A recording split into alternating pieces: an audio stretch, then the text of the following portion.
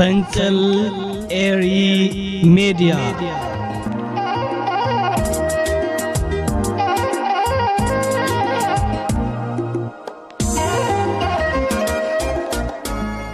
ሰላም ፈንቅላውያን ከመይ ተሓድሩ ካምፓላ ዩጋንዳ ካብ ዝርከብ ስቱድዮ ፈንቅል ኤሪ ሚዲያ ዕዙዝ ሰላምታና እናባኹም ይብጻሕ ንሎም ሶሉስ 25 መጋቢት በቀዳማይ ትሕዝቶ መደባት ቀሪበ ኣለኹ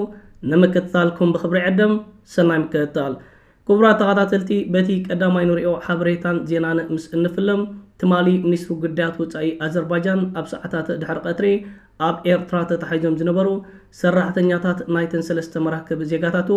ሙሉእ ብሙሉእ ከም ዝተለቁን ከም ዝተፈትሑን ሓበሬታታት ዘርጊሕሎ ብተወሳኺ ንኤምባሲ ቱርኪ ኣብ ኤርትራ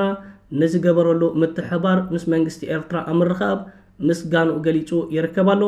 ብወገን መንግስቲ ኤርትራ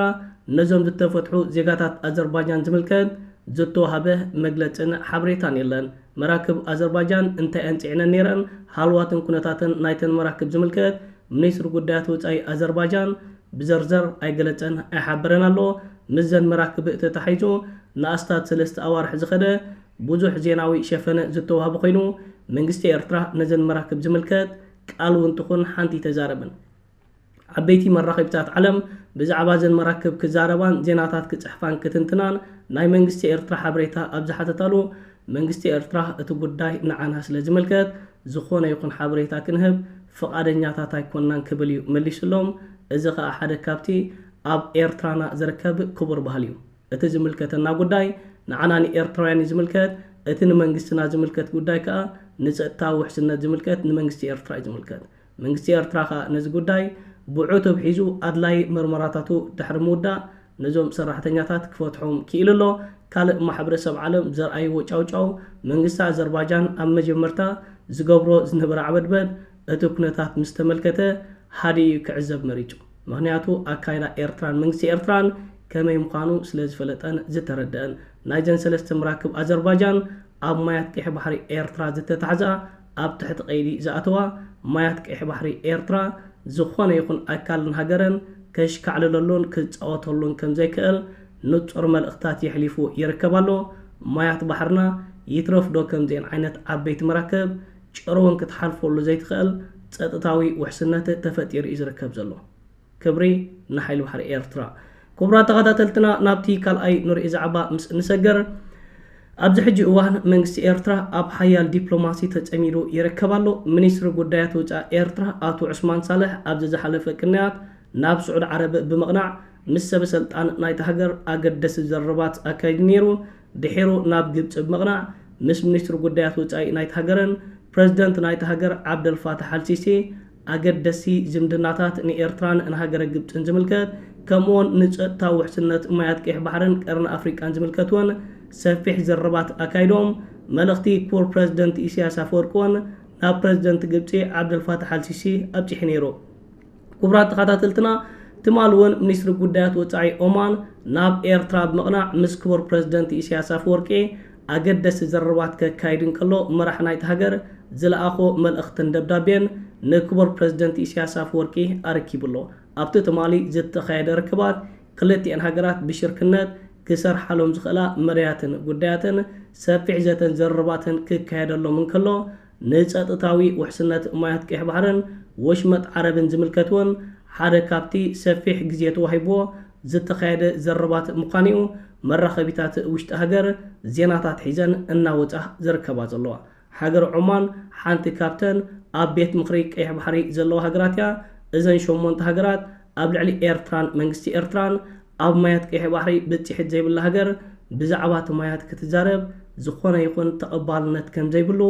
መግለፂታት እናውፅአን ዝርከባ ዘለዋ ሃገረ ግብፂ ብተደጋጋሚ እዋን ኣብ ማያት ቀይሕ ባሕሪ ብፅሒት ዘይብላ ሃገር ብዛዕባ ማያት ክትዛረብን ሓይሊ ባሕሪ ክድኩነን ፍጹም ኣይነፍቅድን ኢና ክትብል ናብ ኢትዮጵያ ዝቐንዐ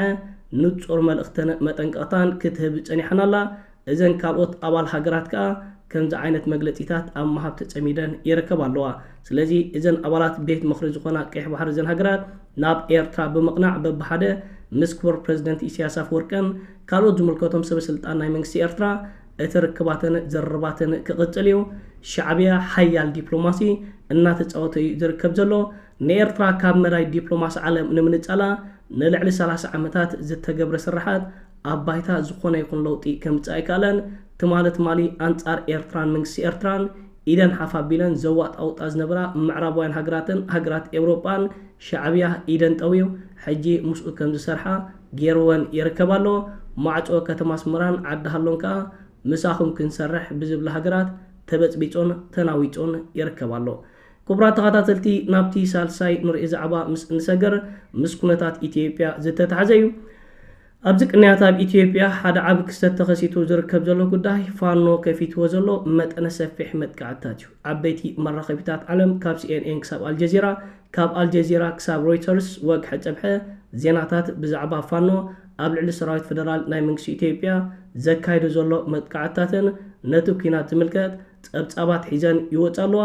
ፋኖ ትማሊ ሓደ ወግዓዊ ሓበሬታ ዘርጊሑ ይርከብ ኣሎ ኣብዚ ዘርጊሕዎ ዘሎ ዝርዝራዊ ሓበሬታ ዝተቐትሉ ሰበስልጣን ናይ መንግስቲ ኢትዮጵያ ኣብዚ ዝሓለፈ ሓደ ሰሙን ኣስማቶምን እቲ ዝርዝር መግለፂታት ምስ ማዕርጎም ኣውፂዎ ኣሎ ኣዛዚ ክፍለ ሰራዊት 73 ኮሎኔል ኣባተ ዝተባህለ ካልኦት 11 ኮሎኔላት ካብቶም ኣብ ክልል ኣምሓራ ኣብ ዝሓለፈ 5 መዓልታት ዝተቐንጨሉን ዝተቐትሉን ክኾኑ ከለዉ ካልኦት 5 ናይ ብሪጌደር ጀነራል ማዕርግ ዘለዎም ኣዘዝ ሰራዊት ፌደራል ናይ መንግስቲ ኢትዮጵያ እውን ኣብ ክልል ኣምሓራ ካብቶም ዝተቐትሉ እዮም ፋኖ ብጠቕላላ 16 ላዕለዎት ኣዘዝ ሰራዊት ናይ ፌደራል መንግስቲ ኢትዮጵያ ክቐትል ክኢሉ ኣሎ እዚ ኸ እቲ ኣብ ክልል ኣምሓራ ዝካየድ ዘሎ ኩናት መን ይዕወተሉ ኣሎ መን ዓበይቲ ዓወታትን ስትራቴጂካዊ ዝኾነ ቦታታት ይቆፃፀር ኣሎ ካብዚ ወፂኡ ዘሎ ስታቲስቲክስን ዜናን ክትፈልጦ ትኽእል ስርዓት ብልጽግና ነቲ ናብ ክልል ዓፈር ክዋፈር ዝበሎ ሰራዊቱ ብነፈርቲ ቢሉ ናብ ከተማ ባህር ዳር የመላልስ ኣሎ እቲ ዘሎ ኩነታት ኣብ ክልል ኣምሓራ ግን ክቕየርን ክልወጥን ኣይከኣለን ስለዚ ኣብ ክልል ኣምሓራ ዘሎ ኩናት ብኸምዚ እዩ ዝቕፅል ዘሎ ህዝቢ ክልል ኣምሓራ ኣብ ዝተፈላለዩ ዓበይቲ ከተማታትን ገጠራትን ናብ ጎደናታት ምውፃእ ንፋኖ ዘለዎ ደገፍ ይገልጽ ኣሎ መንግስቲ ኢትዮጵያ ንዝሓለፈ 2 ዓመታት ፋኖ ሽፍታ እዩ ፋኖ ንህዝቢ ኣምሓራ ከጥፍእ ዝንቀሳቐስ ዘሎ ምልሻ ብምባል ንማሕበረሰብ ዓለም ከደናግር ፈቲኑ ሕጂ ግን እዚ ህዝቢ ብኸምዚ ማዕበላዊ ዝኾነ መንገዲ ብምውፃእ ኣብ 4 ኪሎ ዘሎ መንግስቲ ይፍረስ ይውረድ ኣብ ልዕሊ ተወለድቲ ክልል ኣምሓራ ዝግበር ዘሎ ኣድልዎ ከዓ ደው ይበል ዝብል ሓያል ድምፂ እናስምዖም ዝርከብ ዘለዉ ማሕበረሰብ ዓለም ከዓ ንድምፂ ናይ ክልል ኣምሓራ ይሰምዐሎ ኣብ ልዕሊ ስርዓት ብልጽግና ከዓ ድሮ ጸጥታት ጀሚሮ ይርከባሉ ስለዚ ፌደራል መንግስቲ ኢትዮጵያ ሰራዊቱን መንግስቱን ብኸምዚ ዓይነት መንገዲ እናተዳቀቆም ዝርከብ ዘለዉ ክቡራት ተኸታተልትና ናብቲ ራብዓይ ንሪኦ ዛዕባ ምስ እንሰገር ኣብ ቴሌቪዥን ኢቢኤስ ኣብዚ ዝሓለፈ 2 መዓልታት ሓደ መደብ ተፍየኒ ነይሩ እሱ ከዓ ኣብ ክልል ኦሮሞ ዝተጨውያ 16 ደቂ ኣንስትዮ ተወለድቲ ክልል ኣምሓራ ዝኾና ንልዕሊ 1 ዓመትን 6 ወርሕን ኣብ ልዕሊአን ዝተፈጸመ ፆታዊ ዓመፅን መጥቃዕትታትን ዝምልከት ኣብቲ መደበር ቴሌቪዥን ቀሪቦ ካብ ተወለድቲ ክልል ኣምሓራ ዝኾኑ ህዝብታትን ካልኦት ማሕበረሰብ ዓለምን ሓያል ቁጥዐ ኣላዒሉ ይርከብ ኣሎ ድሕሪዚ ቁጥዐ ምልዓሉ ስርዓት ብልጽግና ትማሊ ነቲ መደብ ዘዳልወት ጋዜጠኛ ኣብ ትሕቲ ቁፅፅር ከም ዘእተዋን ንመደበር ቴሌቪዥን ኢቢኤስ ከዓ እቲ ኣብ ናይ ዩቲዩብ ቻነሎም ዝተዘርግሐ ቪድዮ ሙሉእ ብሙሉእ ከኣሊዎ ከም ዘለዎም መጠንቀቕታን ውሳነን ሂቦሞም ኣለዉ እዚ ኣብ ቴሌቪዥን ኢቢኤስ ዝቐረበ መደብ ክሳብ ክንደዩ ንስርዓት ብልጽግና ስምባደ ፈጢሩሉ ካብዚ ክትርዳእ ኣይትጽገምን ብዙሓት ተወለድቲ ክልል ኣምሓራ ክሳብ ናይ ስርዓት ብልጽግና ተደናገፅትን ደገፍትን ከይተረፉ እዚ ኣብ ልዕሊ ተወለድቲ ክልል ኣምሓራ ዝፍጸም ዘሎ ግፍዕን ኣድልዎን ደው ክብል ሓያል ጻውዒታት የቕርቡ ኣለዉ ካልእ ናይ ስርዓት ብልጽግና ናይ ፕሮፓጋንዳ መሳርሕታትን ፖለቲከኛታትን ኢቢኤስ ቴሌቪዥን ወናኒኣ ኤርትራዊ እዩ ስለዚ ኢቢኤስ ቴሌቪዥን ኣብ ልዕሊኣ መርመራታት ክካየድ ኣለዎ መርመራታት ተገይርኻ ኢቢኤስ ቴሌቪዥን ክትዕጮ ኣለዋ ዝብል ዘመተታት እውን ነርአን ንዕዘብና ኣለና ኣዝዩ ዘገርም ኩነታት እዩ ኣብ ኢትዮጵያ ነቲ መንግስቲ ዘካይዱ ዘሎ ኩነታት ዝወቅስ መደባት ዘቕርቡ ናይ ዩቲዩብ ቻነላት ካልኦት መጽሔታት ከምኡውን ከምዚኦም ዓይነት መደበራት ቴሌቪዥን መደባት እንተሰሪሖምን እንተቕሪቦምን ብቐጥታ እዞም ሰባት እዚኦም ምስ ሻዕብያ ርክባት ኣለዎም ዝብል ክስታት እዩ ዝቐርብ እዚ ሕጂ ንመደበር ቴሌቪዥን ኢቢኤስ ንወናኒኣ ኤርትራዊ እዩ ሻዕብያ እዩ ምስ ሻዕብያ ርክባት ኣለዎ እዚ ሰሪሕዎ ዝርከብ ዘሎ መደብካ ኮነልካ ኣብ ሞንጎ ኢትዮጵያውያን ምክፍፋል ንምፍጣር ዝዓለመ ይዝብል ዘረባታትን ምኽንያታትን እናቀረበ ይዝርከብ ዘሎ ስለዚ ዞም ናይ ስርዓት ብልጽግና ናይ ፕሮፓጋንዳ መሳርሒታት ፖለቲከኛታት ካልእ ንበሎም ከምዛ ዓይነት ክስታት ከቅርቡ ሕጂ ፋልማዮም ኣይኮነን ኣብ መደበር ቴሌቪዥን ኢቢኤስ ዝቀረበ መደብ ግን ንህዝብታት ኢትዮጵያ ኣፍጹም ነውጽኢት እዮም ዝርከብ ዘሎ ብፍላይ ኣብ ልዕሊ ተወለድቲ ክልል ኣምሓራ ብተወለድቲ ክልል ኦሮሞ ዝፍጸም ዘሎ ግፍዕታት ክሳብ ክንደይ ኣብ ኣደባባይ ዝወፀ ምስጢር ኮይኑ ይርከብ ኣሎ ብርሃኑ ጁላ ብዛዕባ ዘንተ ጨወን ዝነበራ 16 ተማሃሮ ኣብ ዝተሓተተሉ እዋን ፌደራል መንግስቲ ኢትዮጵያ ንምልቃቕን ዝኾነ ይኹን ስጉምታት ኣይወሰደን ምስ ተባሃለ ኣበይ ኣለዋ ዘይንፈልጥ ኣበይ ከይድና ክንደልየን ክብል ይመልስ ነይሩ እዚ ከዓ እዘን ዝተጨውያ ተማሃሮ ተወለድቲ ክልል ኦሮሞ ስለዘይኮና ጥራይ ተወለድቲ ክልል ኣምሓራ ስለዝኾና ንኸምዚ ዓይነት ፆታዊ ጥቃዕትን ካልእ ግፍዕታትን ፈሪድዎን ማለት እዩ ናይ ብርሃኑ ጁላ ዘረባታት እናምጻኻ እታ ግዳይ ዝኾነት ዝተዛረበቱ ዘረባታት እናላገብካ ብዙሕ ቪድዮታት ይዘርግሓሎ እዚ ካብ ኢትዮጵያ እቲ ዘሎ ኣብ ሞንጎ ዓሌት ምፍጣጥን ግጭትን ናብ ዝለዓለ ሸነኹ እናዓረገ ይኸይድ ኣሎ ማሕበረሰብ ዓለሙን ኣብ ልዕሊ ተወለድቲ ክልል ኣምሓራ ዝፍጸም ዘሎ ግፍዕታት ብማእከላይ መንግስቲ ፈሊጥዎ ይርከብ ክቡራት ተኸታተልቲ ናብቲ መወዳእታ ንርኢ ዛዕባ ምስ እንሰገር ንወደብ ዓሰብ ናይ ኤርትራና ዝምልከት እዩ ኣብ ወደብ ዓሰብ ዝተፈላለዩ ምንቅስቃሳት እናተካየደ ይርከብ ኣሎ ኣብቲ ወደብ ዝርከብ ዓበይቲ ክሬናት ገለገለ ምምሕያሻት ክግበረሉ እንከሎ ሓደስቲ እውን እናተተክለ ይርከብ ኣሎ እዚ ከዓ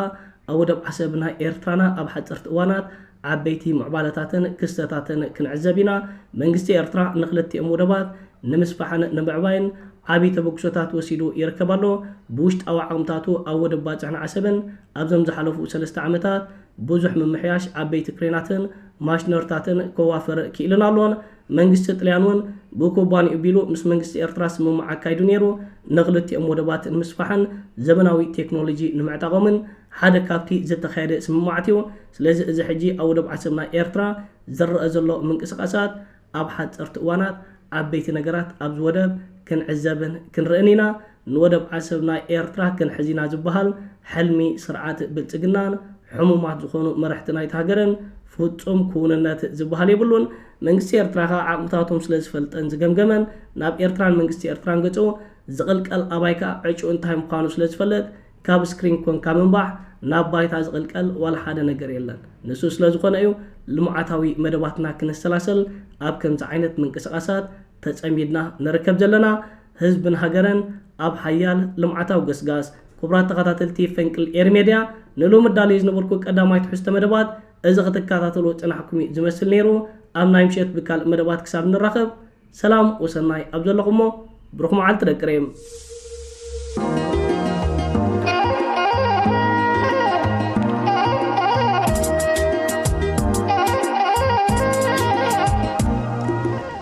ፈንቅል ኤሪ ሜድያ